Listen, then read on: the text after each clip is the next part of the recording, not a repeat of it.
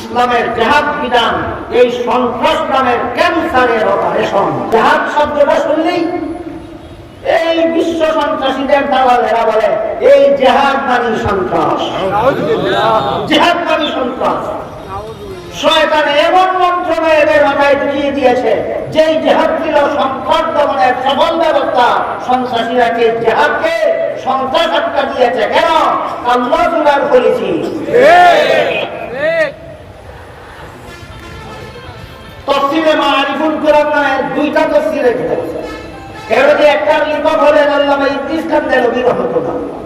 আল্লামা ইদ্রিস খান দেলভী রহমাতুল্লাহি আলাইহির লেখা সিরাতুন নবী বিষয়ের কিতাব সিরাতুল মুস্তাফা নামের কিতাবে লিখেছেন, বড় রকম মুসলমানেরা সন্ত্রাসী আর জেহাদের সম্পর্ক। তিনি একটি উদাহরণ দিয়েছেন, মানুষের শরীরে একটা দুরারোগ্য রোগ হয়, এই রোগটার নাম ক্যান্সার। পুরাতন হয়ে গেলে কোনো চিকিৎসায় আর সফল হয় না। রোগের প্রাথমিক অবস্থায় যদি ধরা পড়ে আর ক্যান্সারে আক্রান্ত অঙ্গটা যদি অপারেশন করে ফেলে দেওয়া যায় তাহলে শরীরের বাকি অঙ্গ রক্ষা করা যায়। এই রোগের উদাহরণ দিয়ে আল্লামা ইদ্রিস খান দেলভী রহমাতুল্লাহি আলাইহি সিরাতুল মুস্তাফা নামক কিতাবে লিখেছেন, ঠিক তেমনি ভাবে বিশ্ব মানুষের সমাজটা আল্লাহর দৃষ্টিতে একটা দেহের মতো। মানব সমাজের সন্ত্রাসী গোষ্ঠীরা এই সমাজ দেহের ক্যান্সার। ইসলামের জেহাদ বিধান এই সন্ত্রাস নামের ক্যান্সারের অপারেশন।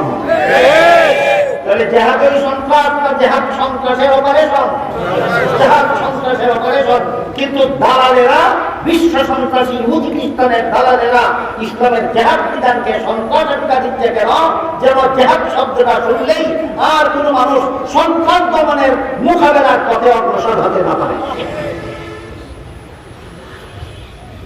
এই সমস্ত বিশ্ব সন্ত্রাসীদের মধ্যে একজন কুখ্যাত সন্ত্রাসীর নাম ছিল আমেরিকার সাবেক president George W Bush. George W Bush ইরাকের বিরুদ্ধে যুদ্ধ পরিচালনা করেছিল সম্ভবত 2003 সালে। 2003 সালে ইরাকের বিরুদ্ধে যুদ্ধ পরিচালনা করেছিল। কিসের নামে? সন্ত্রাস দমনের। কি অনুমতি দিয়েছিল? সাদ্দামের বিরুদ্ধে অভিযোগ দিয়েছিল তুমি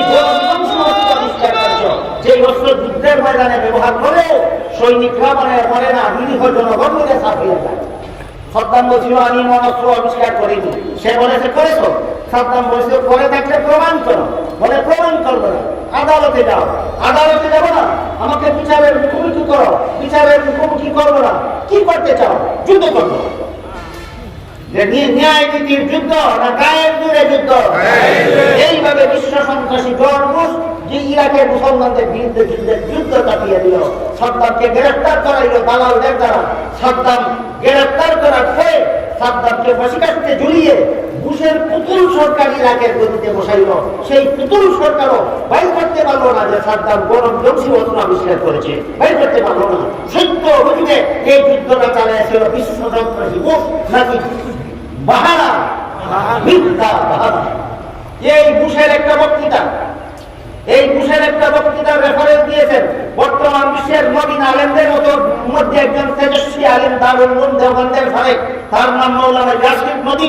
তিনি গ্লোবালাইজেশন ও ইসলাম নামে একটা বিশ্বে আন্দোলন সৃষ্টিকারী গ্রন্থ রচনা করেছেন। সেই গ্রন্থে তিনি জর্জ ডব্লিউ বুশের একটা বক্তৃতার উদ্ধৃতি দিয়েছেন। সেই বক্তৃতায় বুশ বলেছেন